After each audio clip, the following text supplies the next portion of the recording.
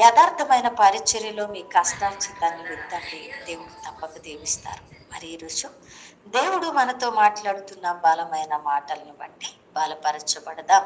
కీర్తనల గ్రంథము 10వ అధ్యాయము 17వ వచనం. బాధపడు వారి కోరికను నీవు విని ఉన్నావు. హల్లెలూయా.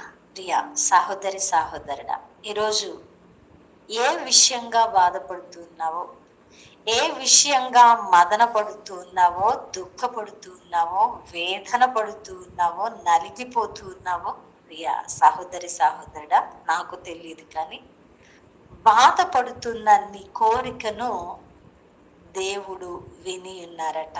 అంటే నీ బాధను దృష్టించినటువంటి దేవుడు నీ పక్షముగా ఉన్నాడని నువ్వు గనక నమ్మితే, నీ యథార్థ మార్గాలలో నీవు నిందారహితుడిగా, నిందారహితురాలుగా వెళుతూ ఉండి నీవు గనక దుఃఖపడుతూ ఉంటే, వేదన పడుతూ ఉంటే, నీ కోరికను ఆయన శ్రద్ధగా విన్నటువంటి దేవుడిగా ఉన్నారు. అయితే నీ కోరికను యావత్తును సఫలపరుస్తానని ఆయన వాగ్దానము చేస్తూ నీ కోరికను వినియున్నానని మాట్లాడుతున్న శుభ వాగ్దానం ఇది.